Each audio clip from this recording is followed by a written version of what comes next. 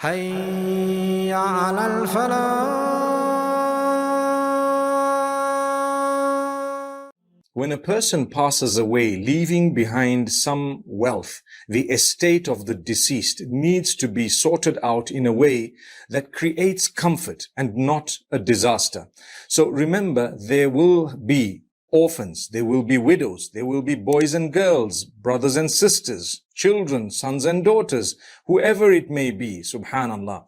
Allah warns us about that wealth, and Allah says, solve the matter, sort it out with justice, and don't cheat or deceive anyone. Also, don't unnecessarily delay. Any of these things would actually cause a huge disaster in your home. It would drive people away from each other. It would split the relationships within the broader family.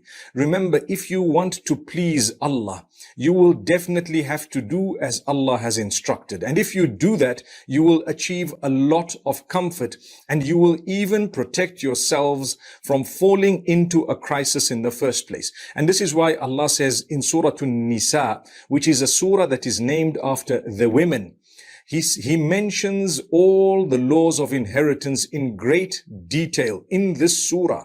And Allah subhanahu wa ta'ala tells us, وَآتُوا الْيَتَامَى أَمْوَالَهُمْ وَلَا تَتَبَدَّلُوا الْخَبِيثَ بِالطَّيِّبِ, and give the orphans their wealth. Now, when Allah is instructing you, it means it's supposed to happen quickly. Allah says, give them their wealth and don't cheat them. Don't eat their wealth. Allah subhanahu wa ta'ala says, don't swap their wealth that is good with yours that is not so good. If they have something and it's really a good thing, and because they're young, because they're vulnerable, women, girls, the daughters, the orphans, the young, because they don't know so much about the wealth that is left behind, many people tend to cheat them. They deceive them. They delay giving them their wealth. They find it very difficult to let go. Well, Allah subhanahu wa ta'ala has warned us all in this regard, and He actually names the surah of the women, to ensure that you did not maltreat them. This is part of the test of Allah subhanahu wa ta'ala. If you want goodness, you need to ask yourself, am I doing something wrong? If you're in a crisis, if you have a major issue in your life, the first question you need to ask yourself always is, am I on the right page in my relationship with Allah?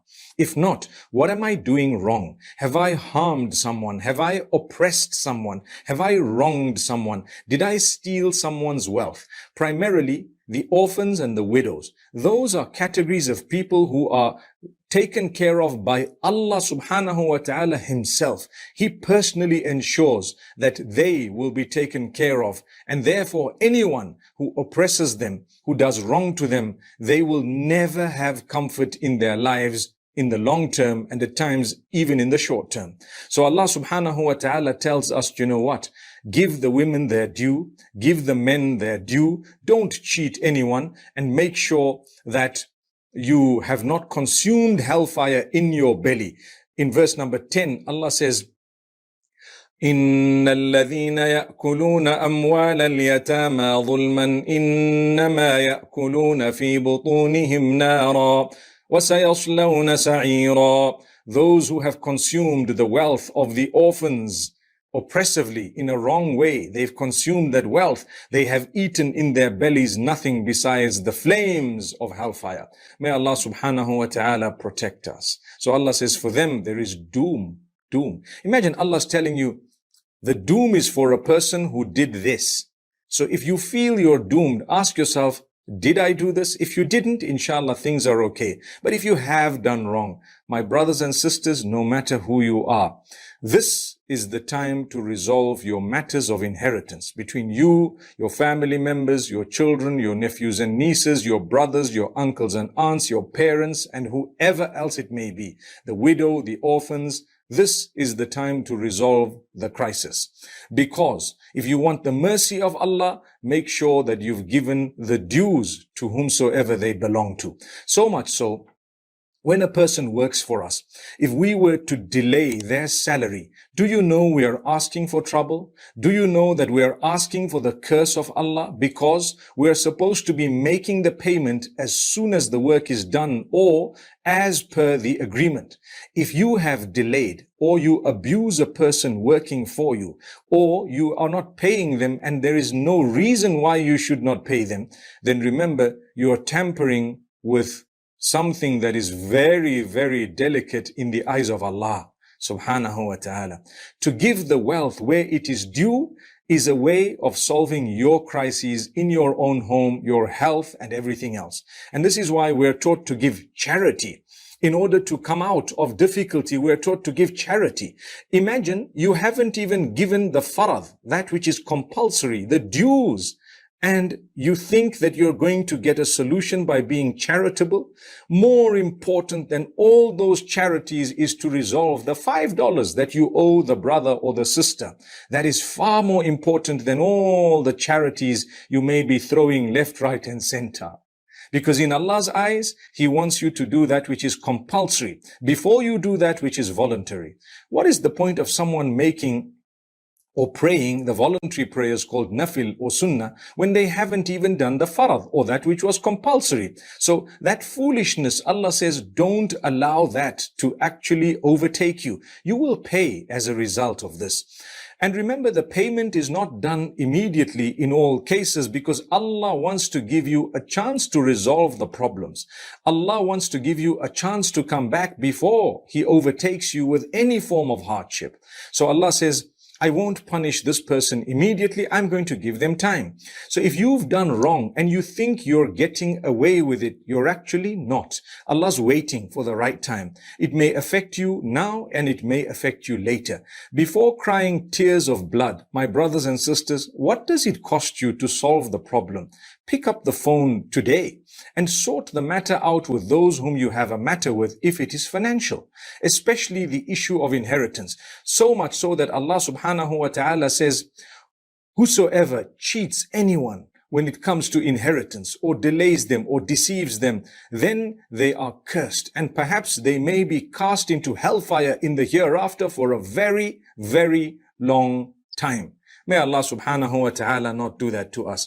My brothers and sisters, it's very important for us to be fair and balanced. When we're just, we will achieve justice, we will achieve goodness.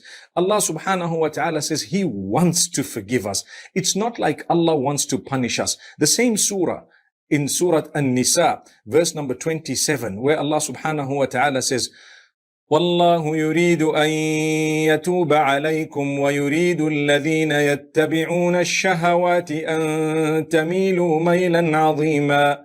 Allah says, and Allah wants to forgive you. Imagine, Allah wants to forgive you. People who commit sin, people who do wrong, people who've cheated and deceived, whether it is inheritance or otherwise, Allah says, I want to forgive you, so come, seek forgiveness, make amends, sort your matters out, and you will be forgiven. So Allah says, but you know what? Those who want to follow their desires and those who want to follow their lusts, what they love, they want you to actually turn away from Allah, a great turning. So Allah says, يُرِيدُ الَّذِينَ يَتَّبِعُونَ الشَّهَوَاتِ, those who want to follow their own immoral lusts and desires, whether it's for wealth or for the opposite sex or whatever it may be. Allah says, they want to influence you to be able to turn you away from Allah. But as for Allah, He wants to forgive you. He loves you enough to forgive you, but seek that forgiveness and make amends. And this is why Allah says, يريد الله أن يخفف عنكم وخلق الإنسان ضعيفا. The very next verse, Allah says, Allah subhanahu wa ta'ala wants to make the burden light on you because He knows man has been created very weak. Man is weak. Man tends to love things, and out of his love for material things, he's ready to compromise his link with Allah. Allah says, don't allow that to happen. Yes, we know you love things. Get them in the legitimate ways if you can. If you cannot, bear patience. Life is very short. You will not have everything on earth. Even the wealthiest person wants more. And even the person who has what you would like to have still wants else much more than what they have. So it's a rat race that doesn't stop. Allah says, man has been created weak. Be patient. Develop your relationship with Allah subhanahu wa ta'ala. Bear patience. And understand that Allah subhanahu wa ta'ala wants to make things easy for you. So if you're just, you pass the test. If you're fair and balanced, you pass the test. Even if you haven't achieved so much materially, Allah will give you contentment. Allah will give you comfort. But if you've achieved a lot through means that are not legitimate, that is short-lived. That is very short-lived. That is actually foolish. And this is why Allah subhanahu wa ta'ala says, don't eat each other's wealth wrongly. Verse number 29, Allah says, يا أيها الذين آمنوا لا تأكلوا أموالكم بينكم بالباطل إلا أن تكون تجارة عن تراض منكم. O you who believe, don't consume each other's wealth wrongly, in a deceptive way, in a wrong way, unless you're doing business with each other. That's the only time you can rightfully consume wealth. Otherwise, you should not be doing that. So Allah is telling you, even in business, don't shortchange people.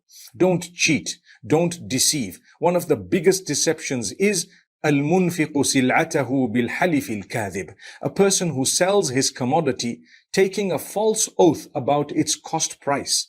Then Allah says, you're going to pay a price for using our name to do something cheap. You use the name of Allah to lie to a customer about your cost price. There will be no blessings in that sale or in the profit you've made. You actually cheated. So Allah says, don't do that to each other. You actually want comfort in crisis and you want to be protected from crisis in the first place. Then protect yourself by being honest in business, upright. Even if your profit is less, for as long as Allah subhanahu wa ta'ala is with you, you have nothing to worry about. May Allah make it easy for every single one of us. And may Allah grant us the ability to resolve our matters of inheritance today. And may Allah subhanahu wa ta'ala make us from those who are just and fair at all times and who help each other achieve that which is correct. Thank you so much for listening to this short message. I pray that it has increased you in a little bit of motivation and hope. And the same applies to all of us. Jazakumullah khair. Assalamu alaikum wa rahmatullahi wa barakatuh.